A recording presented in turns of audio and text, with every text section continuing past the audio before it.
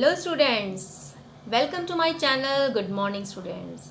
और आज हम बात करते हैं क्लास 11th के chapter the portrait of a lady. आपकी क्लास 11th का चैप्टर है, आपकी बुक है हॉर्नबिल, उसका चैप्टर फर्स्ट है the portrait of a lady. और इसके जो ऑथर हैं वो हैं खुशवंत सिंह। ये हैं हमारे खुशवंत सिंह। और आज हम बात करेंगे इसकी डिटेल समरी के बारे में कि क्या इसमें ऑथर जो हैं वो क्या कहना चाहते हैं इस चैप्टर में। तो थोड़ा सा इंट्रोडक्शन लेते हैं। आपके चैप्टर का नाम है the portrait of a lady by Khushwant Singh और 11th क्लास की आपकी बुक है हॉर्नबिल, उसका चैप्टर फर्स्ट है। The portrait of a lady is the story of the author. ये ऑथर की खुद की कहानी है। He describes his relationship with his grandmother over the years। और इस चैप्टर में वो बताना चाहते हैं वर्षों से उनकी दादी माँ के जो रिलेशनशिप्स थे, उनका जो संबंध था, उसके बारे में उन्होंने इस चैप्टर में बताया है। He pens down her daily activities। उन्होंने उसकी जो दादी माँ थी उनकी डेली एक्टिविटीज़ के बारे में बताया है और उसके characters as time passed by, जैसे जैसे समय बदलता है और दादी माँ जो है वो कैसे उनके कैरेक्टर में, उनके चरित्र में बदलाव आता है, उसके बारे में भी हमारे ऑथर ने हमें इस चैप्टर में बताया है। ही एक्सप्लेन्स हर अपीयरेंस। उन्होंने बताया है दादी माँ की अपीयरेंस के बारे में, वो देखने में कैसी थी, उनकी शारीरिक बनावट कैसी थी, और इतनी अच्छी तरीके से बताया है कि जो हमारे रीडर्स हैं उनके दिमाग में दादी जी की एक क्लियर इमेज बन जाती है। तो चलिए चलते हैं अपने चैप्टर की तरफ। The chapter The Portrait of a Lady is the story of the author and his grandmother। जो Portrait of the Lady chapter है, ये कहानी है ऑथर खुशवंत सिंह और उनकी दादी माँ की। The grandmother was an old woman with a wrinkled face। दादी माँ जो हैं वो बूढ़ी औरत हैं, उनके फेस पर झुर्रियाँ हैं, wrinkles हैं। The author had always seen her like this for the past 20 years। और पिछले 20 सालों से जो ऑथर हैं वो दादी माँ को ऐसे ही देख रहे हैं।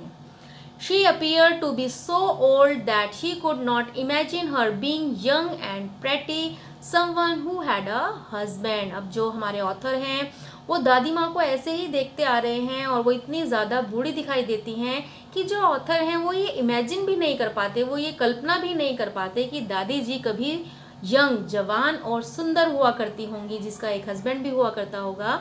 She was short. अब जो दादी जी हैं वो शॉर्ट हैं, थोड़ी हाइट उनकी कम है, फैट हैं, थोड़ी मोटी हैं, एंड स्लाइटली बैंड, और थोड़ी सी झुकी हुई हैं, जैसे बुढ़ापे में थोड़ी जो हड्डियां हैं वो बैंड हो जाती हैं, थोड़ा दादी जी हैं वो झुकी हुई हैं।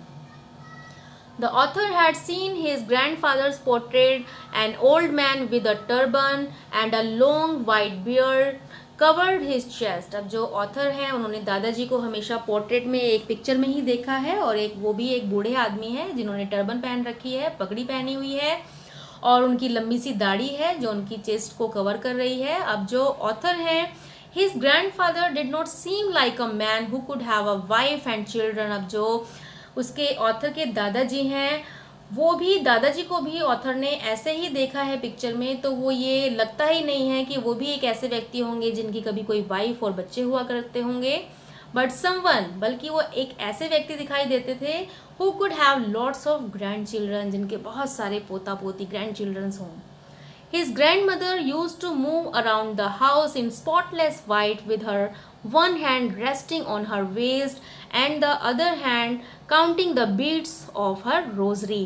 अब जो दादी जी थी ऑथर की, वो हमेशा घर में घूमती रहती थी इधर उधर, और स्पॉटलेस वाइट, बिल्कुल गोरी चिट्टी थी, और वो हमेशा वाइट कलर के बेदाग सफ़ेद कपड़े पहना करती थी, और उनका जो एक हाथ था वो उनकी वेस्ट से हमेशा रेस्ट करता रहता था, और जो दूसरा हाथ था उससे वो हमेशा माला जपती रहती थी। रोजरी बीड्स मतलब उनकी जो माला थी उसमें वो बीड्स को काउंट करती रहती थी, चांटिंग करती रहती थी। In the initial days, the author and his grandmother had a good relationship। और शुरुआती दिनों से ही जो ऑथर हैं और जो ग्रैंड मदर हैं उनके बीच में बहुत अच्छा संबंध था। She used to wake him up and get him ready for school. जब दादी जी थी वो उसको हमेशा उठाती थी सुबह मॉर्निंग में और उसको स्कूल के लिए तैयार करती थी। And she used to pack the things required by him for the day and walked him to school every day. और दादी जी जो ऑथर थे उनकी जो दिन की ज़रूरत की सारी चीज़ें थी, जैसे लंच, वाटर बॉटल्स और एवरीथिंग, वो उसको पैक करके दिया करती थी और उसको स्कूल छोड़ने जाया करती थी। She used to visit the temple that was attach to the school, और स्कूल के साथ में ही अटैच एक टेम्पल था, मंदिर था, दादी जी वहाँ जाया करती थी। She had a routine of reading the scriptures, और जो दादी जी थी उनका रूटीन था वो धार्मिक किताबें पढ़ती थी daily. The author along with other children set on the veranda, अब जो ऑथर थे वो बाकी बच्चों के साथ स्कूल में बरामदे में बैठते थे, अल्फ़ाबेट सिंगिंग करते थे, अपनी पढ़ाई करते थे और मॉर्निंग प्रेयर्स किया करते थे। They both used to come back home, और अधिकतर जो दोनों जो दादी जी थी और जो ऑथर थे वो मोस्टली एक साथ घर आया करते थे विद स्ट्रे डॉग्स, उनके पीछे गली के कुत्ते हुआ करते थे जो घूमते रहते थे उनके आसपास। क्यों? क्योंकि जो दादी जी थी would carry the steel chapatis to feed them, वो हमेशा उनके लिए बासी रोटियां लेकर जाया करती थी और उनको खिलाती थी।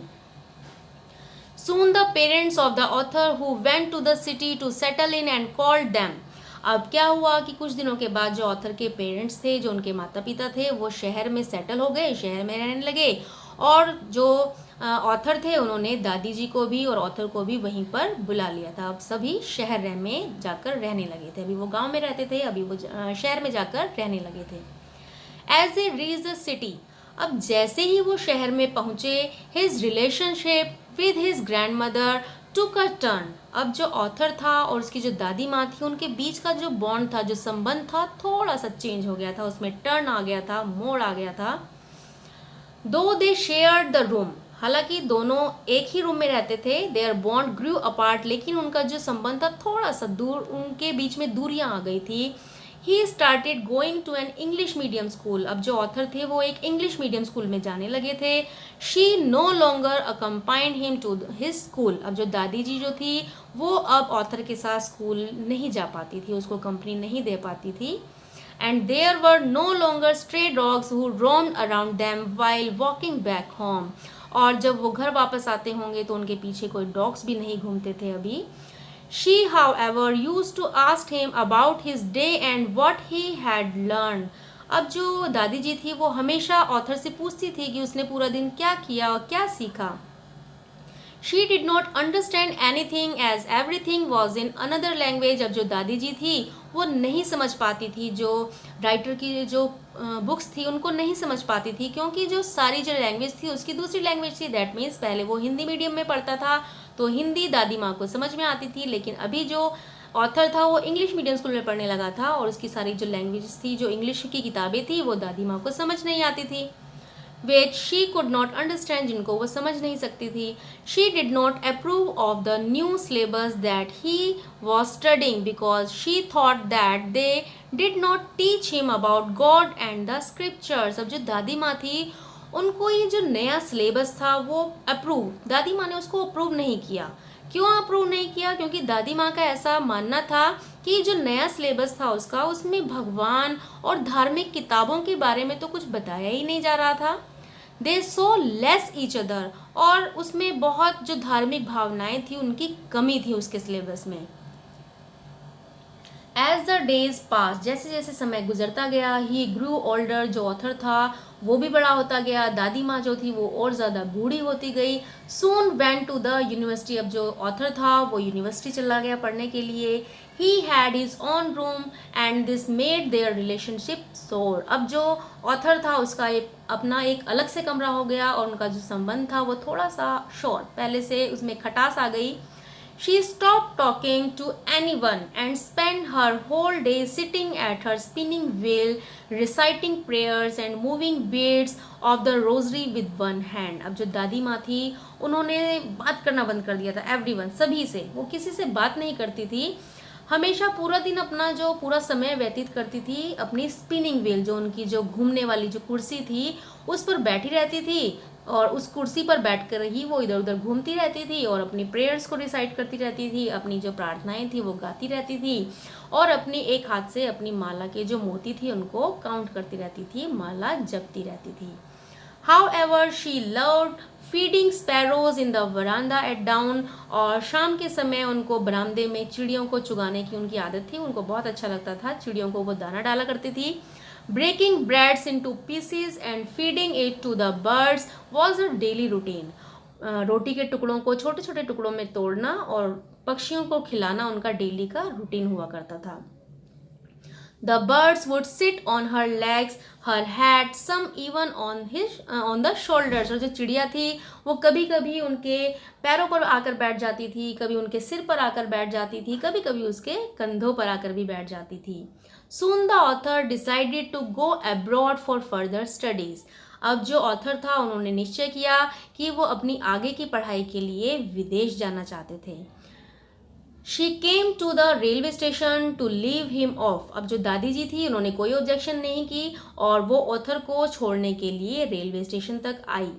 She was not sentimental, continuously recited her prayers, her mind lost in the prayers, and she kissed him on the forehead. अब जो दादी माँ थी उन्होंने कोई इमोशंस नहीं दिखाए, उन्होंने मतलब अपना दुख भी नहीं बताया, कुछ नहीं कहा और लगातार अपनी वो प्रेयर्स जो थी उनको गाती रही।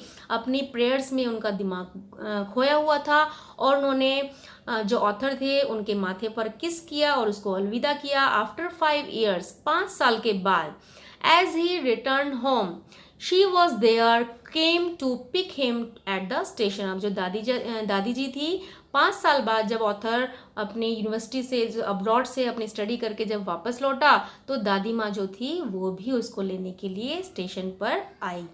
Was still the same age he had been 5 years ago। और वो बिल्कुल ऐसी ही लग रही थी जैसे कि 5 साल पहले ऑथर ने उसको देखा था।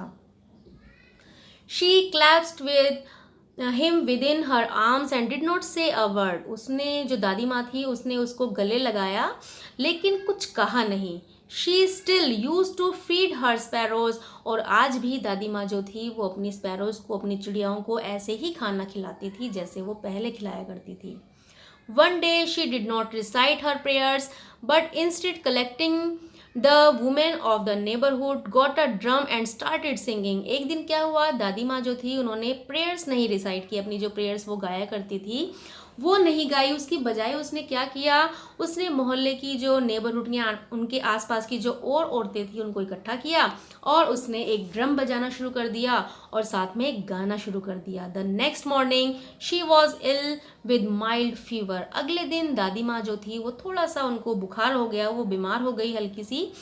The doctor said that there was nothing to worry about, but she was sure that her end was near। अब जो डॉक्टर ने कहा कि नहीं, ज़्यादा कोई चिंता की बात नहीं है क्योंकि हल्का सा बुखार था, वो थोड़ी सी बीमार थी, ज़्यादा बीमार नहीं थी।